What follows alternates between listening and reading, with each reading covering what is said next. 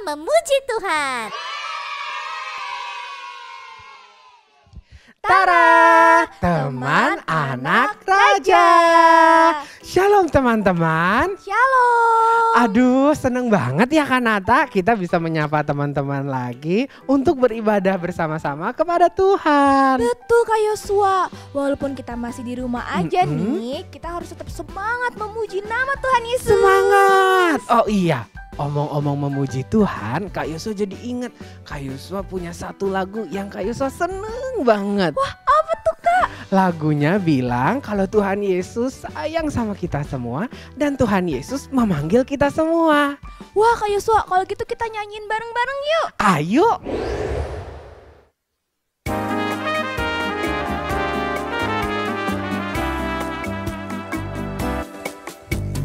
Dengar dia panggil nama saya, dengar dia panggil namamu, dengar dia panggil nama saya, juga dia panggil namamu. Oh giranglah, oh giranglah, oh giranglah, Yesus amat cinta pada saya, oh giranglah. Kita nyanyiin lagu ini dari awal ya adik-adik. Sama-sama kita mau katakan, dengar dia panggil nama saya. 1, 2, 3. Dengar dia panggil nama saya, dengar dia panggil namamu, dengar dia panggil nama saya, juga dia panggil namamu. Oh giranglah, oh giranglah, oh giranglah, Yesus amat cinta pada saya. Oh giranglah, oh giranglah, oh giranglah, Yesus amat cinta pada saya. Oh giranglah, Yesus, Yesus amat cinta pada saya. Oh giranglah, Yesus, Yesus amat cinta pada saya. Oh giranglah.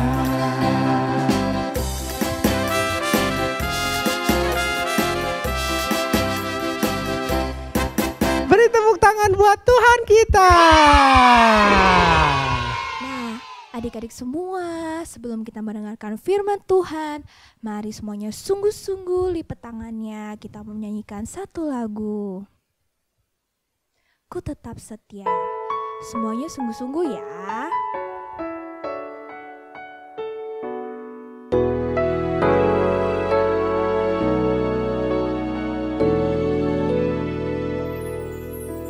Seperti wanita mengurapimu, menangis di bawah kakimu, demikian hidupku mau mengasihimu. Yesus, engkau baik bagiku. Sampai akhir ku menutup mata, ku tetap setia menanti janjimu. Sampai ku dapatkan mahkota kehidupanku, ku tetap setia untuk melayanimu. Mari adik-adik, kita nyanyikan lagu ini dari awal dengan lebih sungguh-sungguh lagi. Kita mau adik-adik setia kepada Tuhan seumur hidup. Seperti wanita mengurapimu, menangis di bawah kakimu, demikian hidupku mau mengasihimu. Yesus, engkau baik bagiku. Mari adik-adik sambil mengatakan kita. Sampai akhir ku menutup mata, ku tetap setia menanti janjimu, sampai ku dapatkan mahkota kehidupanku. Ku tetap setia untuk melayanimu sampai akhir. Sampai akhir ku menutup mata, ku tetap setia menanti janjimu, sampai ku dapatkan mahkota kehidupanku. Ku tetap setia untuk melayanimu. Ku tetap setia untuk melayanimu.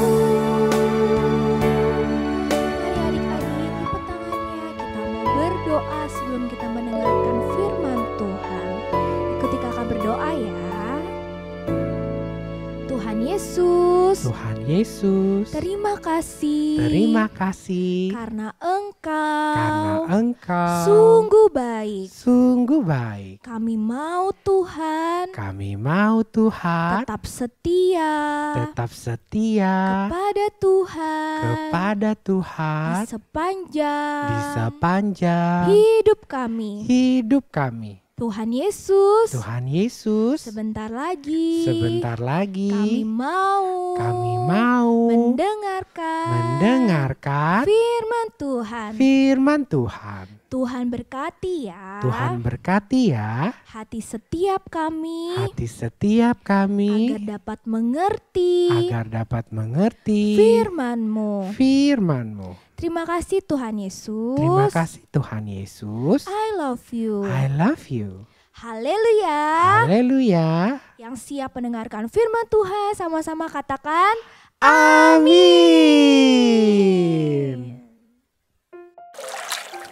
Tara, teman anak raja. Apa kabar teman-teman? Wah, Kak Yosua lihat semua terlihat antusias untuk dengar cerita dan firman Tuhan ya. Oke, sekarang semuanya duduk yang manis dan perhatikan berikut ini. Minggu siang itu Erik senang sekali diajak ke kebun binatang oleh ayahnya. Mereka pergi naik kendaraan umum, duduk di kursi tengah bus kecil. Seorang pemuda kurus berambut panjang atau gondrong naik bus dan berkata kepada kakek yang duduk di depan, "Pak, saya biasa duduk di depan. Bapak pindah aja ke kursi belakang." Tanpa berkata apa-apa dan tanpa terlihat kesal atau marah, kakek itu pindah ke kursi kosong yang tersisa di paling belakang. Diikuti oleh anaknya, seorang pemuda berbadan besar. Mereka memegang Alkitab. Mungkin baru pulang dari gereja. Melihat itu, Erik kesal. Karena pemuda gondrong itu tidak seharusnya mengusir orang yang lebih dulu duduk di depan. Apalagi dengan nada tidak sopan. Tanpa minta maaf atau tolong, tanda memohon, dan tidak ada kata terima kasih. Wah, adik-adik, jangan lupakan 3 kata penting ini ya. Yaitu kata tolong jika kita minta bantuan orang lain, kata maaf jika kita bersalah atau melakukan hal yang kurang pantas, dan kata terima kasih untuk sekecil apapun bantuan atau hal baik atau pemberian yang kita terima. Erik pun berbisik kepada ayahnya, "Kok mau-maunya kakek itu diusir begitu aja? Harusnya jangan mau pindah. Kakek itu tua, tapi badannya besar kok. Apalagi ada anaknya yang berbadan besar. Badan besar, tapi kok takut dan lemah?" Ayahnya pun hanya tersenyum. Karena mereka harus segera turun dan masuk ke kebun binatang. Erik melihat beberapa kuda sedang makan rumput. Ayahnya pun menjelaskan, kuda bisa tidur sambil berdiri. Tubuh kuda penuh dengan otot yang kuat. Sejak dahulu, kuda dimanfaatkan untuk mengangkat beban berat dan alat transportasi. Kuda bisa berlari sampai 70 km per jam. Wow, cepat sekali ya, seperti mobil. Tiba-tiba Erik kaget melihat seekor kuda mengamuk. Wah, terlihat kuat dan berbahaya. Lalu seseorang menenangkan kuda itu, kemudian menungganginya. Ayah pun melanjutkan. Seekor kuda yang besar dengan kekuatan yang hebat menyerahkan diri pada kendali penunggang atau tuannya untuk berjalan, berlari, berbelok, berdiri tegak. Hanya dengan sedikit aba-aba atau perintah saja. Kuda itu tetap kuat, tetapi kekuatan dengan kontrol yang sempurna. Seperti kakek di bus tadi. Bisa saja marah, nggak mau pindah. Tetapi kakek berhasil mengendalikan emosinya. Mungkin kakek berpikir, tidak perlulah ribut-ribut atau berbantah-bantah. Biarlah kasih orang lain senang. Jadi kakek bukan lemah, malah hebat. Punya buah roh kebaikan, kesabaran, dan kelemah lembutan. Tuhan Yesus berkata, berbahagialah orang yang lemah lembut karena mereka akan memiliki bumi. Ini nasihat agar kita jadi orang yang patuh dan menyerahkan kekuatan kita di bawah pengendalian Tuhan. Sehingga kita jadi lemah lembut dan memiliki bumi. Artinya diberkati Tuhan. Tuhan Yesus juga memberi teladan lemah lembut. Tuhan Yesus menyerahkan kuasanya kepada kehendak Bapa. Taat sampai mati di salib. Tidak berarti Tuhan Yesus lemah, bukan? Justru Tuhan Yesus memperlihatkan kasih dan keagungannya. Yuk adik-adik, kita juga mau serahkan kendali hidup kita pada kuasa Roh Allah. Sehingga kita memiliki buah roh dan sifat-sifat Allah. Tidak egois, tidak mudah marah, tapi lemah lembut dan membawa kedamaian. Ingat, dalam kelemah lembutan terdapat kekuatan yang besar. Keren! Musa dipilih Tuhan memimpin bangsa Israel keluar dari negeri Mesir menuju ke Kanaan, negeri yang dijanjikan Tuhan. Banyak mujizat-mujizat dinyatakan Tuhan melalui kepemimpinan Musa. Zaman itu Tuhan langsung berfirman atau berbicara kepada Musa. Tuhan dan Musa mempunyai hubungan yang akrab seperti dengan sahabat. Suatu kali kakak Musa yaitu Miriam dan Harun ngata-ngatain atau menghina Musa. Karena Musa menikah dengan seorang perempuan dari bangsa Kush. Bukan dari bangsa Israel. Mereka bukan hanya tidak setuju dengan perkawinan Musa. Tetapi ada perasaan iri hati dan menganggap Tuhan juga bisa berfirman melalui mereka, bukan hanya melalui Musa saja. Adik-adik, enggak boleh ya kita ngatain atau menghina orang lain. Dan hati-hati dengan dosa iri hati atau mengingini milik orang lain. Kita harus bersyukur dengan apa yang kita miliki sekarang ya. Nah, walau dihina dan dikatain oleh kakaknya, Musa tidak menggunakan kekuasaannya sebagai seorang pemimpin yang dipilih oleh Tuhan. Musa tetap rendah hati. Musa hanya diam saja, tidak membela diri. Tuhan tidak suka Miriam dan Harun menghina Musa. Tiba-tiba Tuhan memanggil Musa, Miriam, dan Harun ke kemah pertemuan. Turunlah Tuhan dalam tiang awan dan berdiri di pintu kemah itu. Lalu memanggil Harun dan Miriam. Waduh, pasti suasananya menegangkan ya adik-adik. Tuhan turun di antara mereka. Kemudian Tuhan membela Musa dengan menjelaskan keistimewaan Musa kepada Miriam dan Harun. Katanya, kepada nabi lain aku berfirman melalui penglihatan atau mimpi.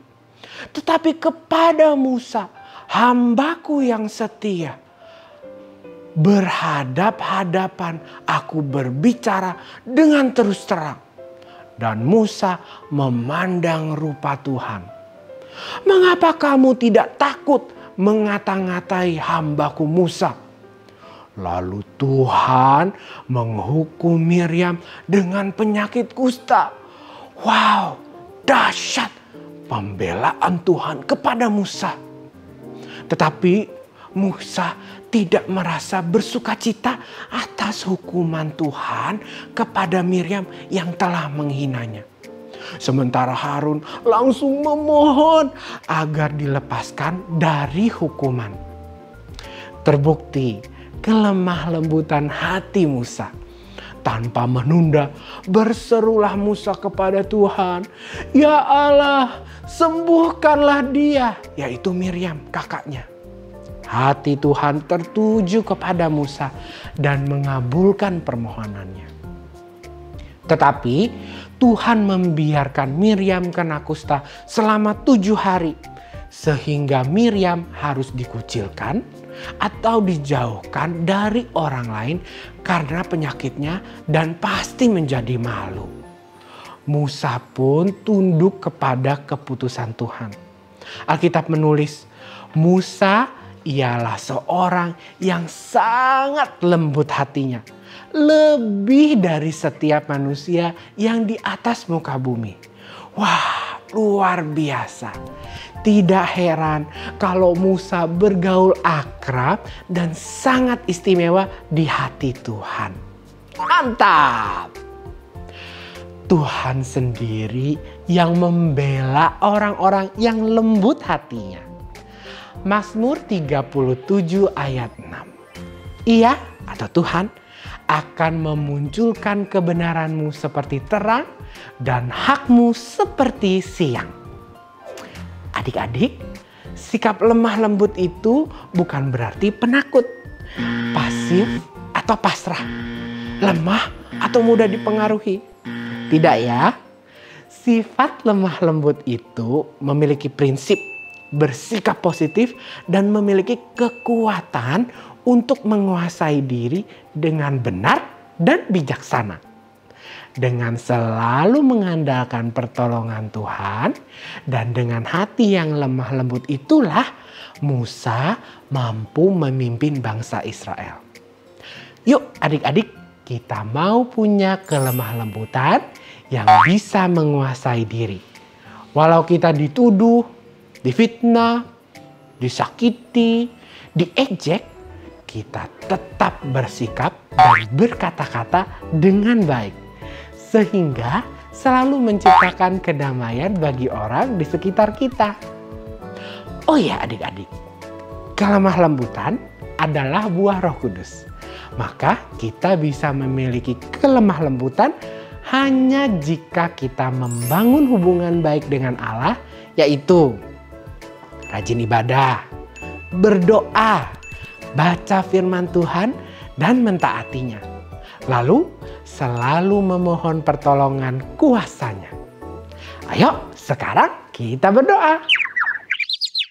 Tuhan Yesus, Tuhan Yesus, tolong kendalikan tolong kendalikan hidup kami hidup kami seperti seperti yang Tuhan mau. yang Tuhan mau. Penuh kasih, Penuh kasih, membawa damai, membawa damai, dan lemah lembut, dan lemah lembut, agar kami agar kami terima janjimu, terima janjimu, berbahagia, dan mewarisi negeri, yaitu hidup yang diberkati.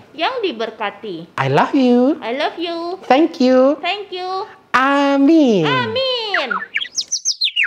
Teman-teman, nama saya Mafel dari kelas Lipi. Ayat hafalan bulan ini ada Matius 5 ayat 5. Berbahagialah orang yang lemah lembut, karena mereka akan memiliki bumi. Tuhan Yesus memberkati. Bye-bye. Mari membuat aktivitas. Adik-adik, tadi Kak Yosua cerita tentang Erik yang ngeliatin kuda kan? Nih, Kak Yosua dong punya kuda-kudaan. Kuda-kudaannya bisa jalan sendiri. Tapi bukan karena magic ya. Yuk, sekarang kita buat kuda-kudaan seperti ini.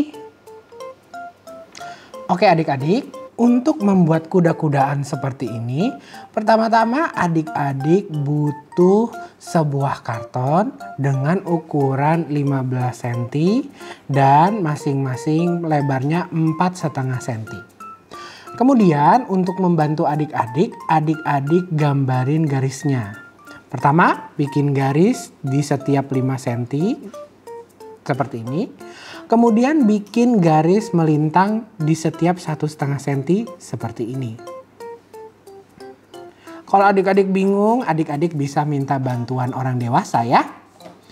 Kemudian nanti adik-adik perlu menggunting di sebelah sini nih. Di sini, di sini, di sini, dan di sini. Setelah itu guntinglah kakinya miring sedikit di sebelah sini, dan di sebelah sini, di sebelah sini, dan di sebelah sini. Setelah selesai digunting seperti ini, adik-adik perlu melipat kaki dan leher dari kuda itu. Caranya mudah. Adik-adik ambil yang sebelah sini terus lipat ke dalam. Yang ini lipat ke atas. Terus gantian lipat ke dalam. Sama ya, di sisi sebelah sini juga ya. Yang ini lipat ke dalam. Yang ini lipat ke atas. Kemudian yang ini lipat ke dalam. Nah, nanti jadinya seperti ini. Kuda-kudaan kita hampir jadi nih adik-adik. Selanjutnya kita mau bikin bagian kepala dari kuda ya. Caranya mudah. Ambil sedikit bagian dari lehernya, kemudian adik-adik lipat menjadi sebagian seperti ini. Kemudian adik-adik perlu gunting sedikit supaya ada moncongnya seperti ini.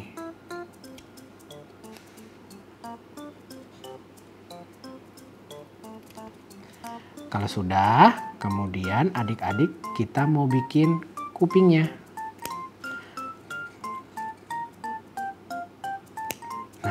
Kupingnya didiriin deh. Jadi deh kepala kudanya. Nah, langkah terakhir kita akan bikin buntut kuda. Caranya mudah. Ambil pena atau pensil, kemudian adik-adik gulung ekornya. Seperti ini. Oke, jadi deh kuda kita. Bagus ya. Selanjutnya nanti adik-adik taruh kudanya di meja yang miring. Seperti Kak Yosua bilang, nanti kudanya akan jalan sendiri. Tapi bukan karena magic loh adik-adik. Kuda ini jalan karena dia ditarik oleh gaya gravitasi bumi. Gaya gravitasi itu adalah gaya tarik yang dimiliki oleh bumi. Jadi kalau adik-adik lempar barang ke atas, nah barang itu akan ditarik kembali oleh gaya gravitasi bumi sehingga jatuh ke bumi. Nah selanjutnya adik-adik tinggal menjalankan kudanya dengan menggunakan meja yang dimiringin seperti ini. Nanti gaya gravitasi bumi yang akan menarik si kuda untuk jalan ke bawah seperti ini. Selamat mencoba! Sekian ibadah online kita pada hari ini. Jangan lupa untuk subscribe, like, komen, dan share ya. Tuhan Yesus memberkati. Tada!